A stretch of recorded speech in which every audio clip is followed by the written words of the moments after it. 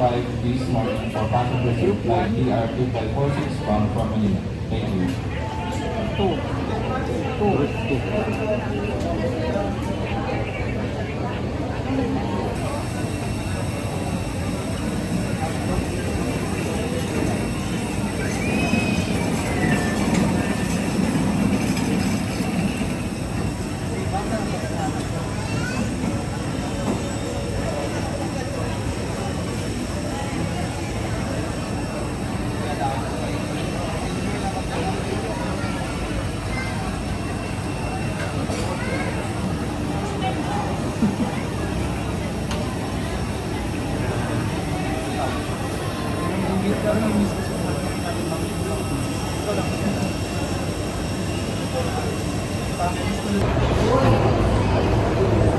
Sa Davao at si Sir Paul ay nasa Luzon na rin mga kababayan. Si Madam Yula ay nasa Cebu. So, Luzon, Visayas, Mindanao kanina yun.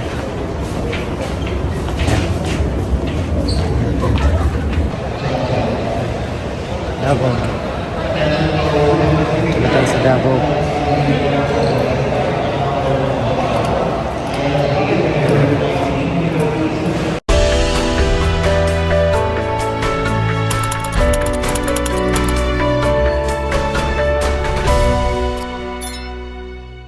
Hello mga kababayan, magandang araw, magandang buhay, mga kapugong biyaheros.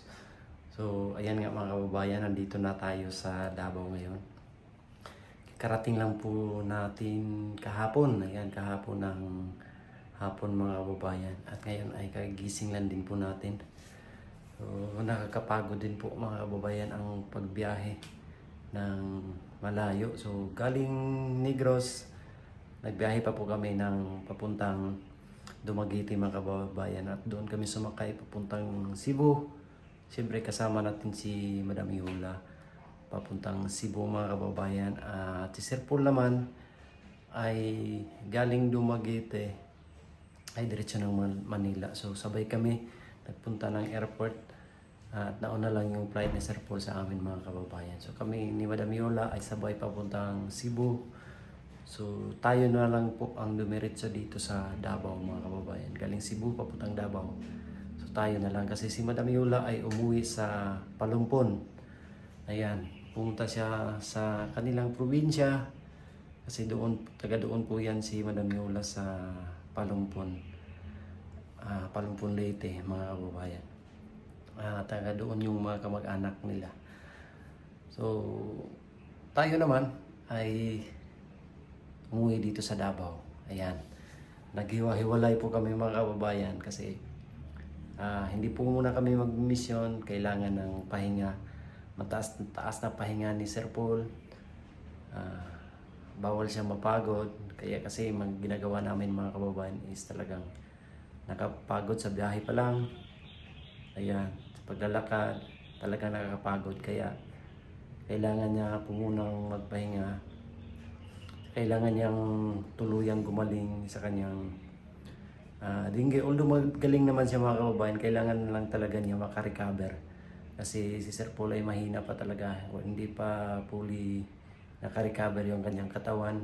Makikita naman natin na pumayat si Sir Paul mga kababayan. Kaya ngayon hiwa-hiwalay po muna kami ang team. May kanya-kanyang lugar. Ayan. Kasi Luzon, Visayas, Mindanao yung anuhan ng team. Iba't ibang lugar kami mga kababayan. Si Sir Paul ay taga Luzon, si Madam Yula ay taga Visayas. Tayo naman ay taga Mindanao, particularly dito sa Davao. So taga rito tayo mga kababayan sa Davao. So meron din tayong mission dito. So sa ngayon yung mission natin po ay unang-una yung bili ni Sir Paul sa atin na i-collect yung mga natitirang mga packages kasi marami pa rin mga packages mga kababayan na kailangan kunin, kailangan natin i-claim sa mga iba't ibang bodega kasi po alam niyo naman na si Mang Ili ay hindi na tumatanggap ng packages kaya kailangan natin kunin yung mga kababayan yung mga packages kasi hindi pwedeng masayang ang mga packages na pinapadala ninyo, pinapadala ng mga sponsor kasi pinaghirapan po iyan ng ating mga kababayan. May halaga din po iyan mga kababayan, kaya importante yan sa amin na matanggap at mapamahagi, mapamigay sa mga nararapat mabigyan ng mga packages. Kaya yun yung unahin natin. Tapos pag makuha na natin mga kababayan ay pamahagi natin ang mga packages na yan sa kabundukan. Ayan.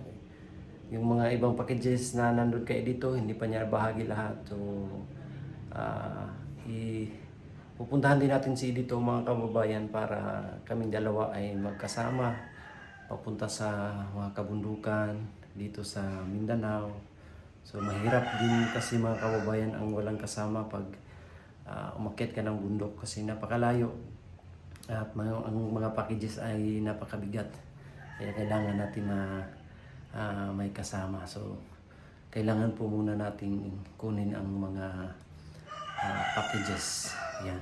So totally nandito na talaga tayo sa Davao. Ayan. Kaya ngayon ay araw ng linggo, kaya pahinga po muna tayo mga kababayan. At bukas ay umpisahan na nating i-collect yung mga packages. Ayan, so ayun nga, si Sir Paul ay kailangan pa ng pahinga. Kaya kanya-kanya po muna kami ngayon mga kababayan, kanya-kanyang uwi sa mga probinsya. So hindi pa tayo nakabuhi doon sa probinsya. Sa sunod na araw uwi tayo mga kababayan. At saka kay Tita Pibilab din po ay darating ngayong araw sa Pilipinas si Tita Pibilab, and I hope na safe yung kanyang biyahe. So magkikita sila ni Sir Paul, meron silang meeting mga kababayan tungkol sa kanilang itatayo na call center. Ayan. I hope na magbabanding uli kami ng team ni na Tita Pibilab kasi bihira lang makauwi si Tita Pibilab dito sa Pilipinas. So sobrang busy din po ni Tita Pibilab mga kababayan. So kahit busy siya, ayan, dyan pa rin siya palagi para sa amin nakasuporta. Nagmamahal sa team. Ayan, siya yung tumatayong nanay namin sa Pugong Biyahero team mga kababayan. At relax po muna tayo ngayong araw. So abangan nyo lang po mga kababayan ang pagsama-sama namin muli sa pagmimisyon at pagpunta sa kabundukan. Ang hinihingi po namin ay ang inyong mga suporta at pagmamahal sa kanya-kanya naming mga tungkulin po mga kababayan sa PB Team o bilang PB Team. So kami dito maiiwan ni Piking Bombay sa Davao. So abangan nyo po ang mga kaganapan namin ni Piking Bombay mga kababayan. At syempre suportahan din natin ang lahat ng Pugong Biyahero team. Sina Madam Yola, sina PB Panday, ayan, sina Mang Ili, at saka syempre sina Tito Pibilab at iba't ibang team mga kababayan. Siyempre suportahan din natin palagi si Pugong Biyahero, si Sir Paul sa kanyang mga ginagawa sa araw-araw. So andun po muna siya sa Laguna mga kababayan, nagpapahinga at nagpapalakas kasi nga mahina pa rin si Sir Paul mga kababayan. At baka sa sunod na araw ay mapuntahan natin si Piking Bombay doon sa kanila, and abangan nyo lang po ang aming mga gagawin sa pagmimisyon. So ang aming team ay patuloy pa rin na may gagawin at magcha-charity. So hayaan lang po muna natin si Sir Paul na gumaling at magpahinga mga kababayan. At pag okay na po ang lahat is pabalik na po si Sir Paul dito sa Davao. At pagsasama-sama kami muli sa pag-akyat ng bundok. So sa ngayon is magki-Christmas. Ayan, so ano po muna, kanya-kanya po muna kami sa ngayon.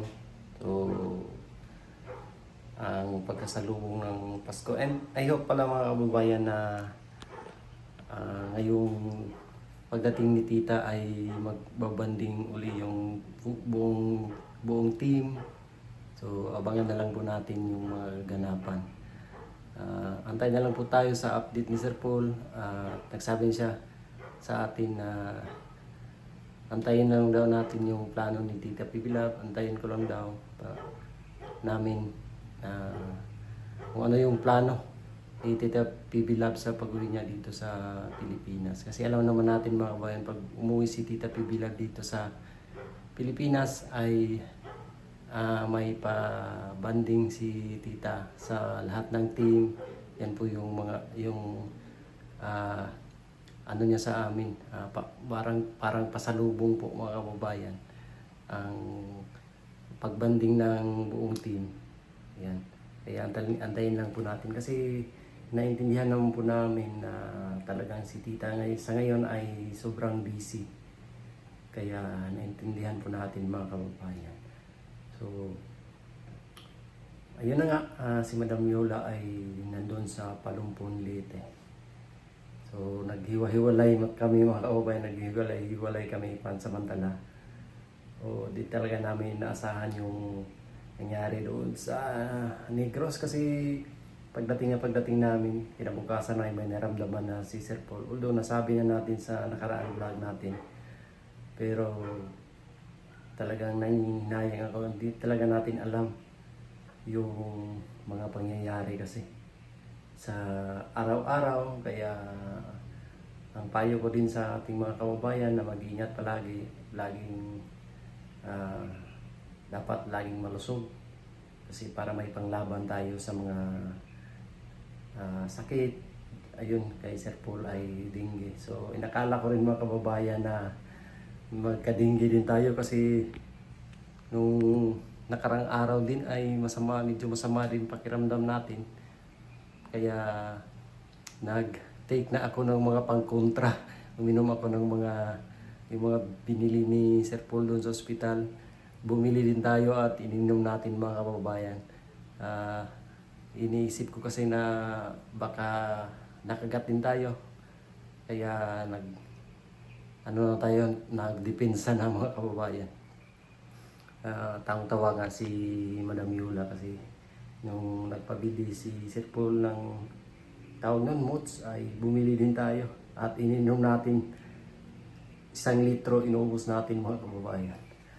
So, grabe ang tatahimik dito po sa ating pinaglalagyan ngayon.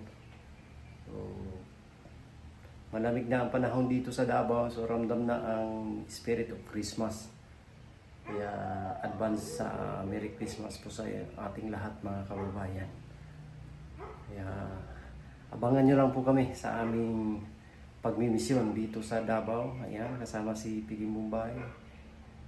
Sana suportahan nyo din kami mga kababayan sa aming mga tungkulin. Ayan, meron ng mga inuutos si Sir Paul sa atin. Kaya suportahan nyo din kami. Yan, yun lang yung hiling namin. Merry Christmas sa ating lahat. So, ayun na nga. Hiwa-hiwalay po muna kami pansamantala. Yan. Maraming salamat po sa inyong lahat mga kababayan. Sa inyong palaging pagsuporta sa buong Pugong Biyahero team. We love you all. God bless. Bye-bye.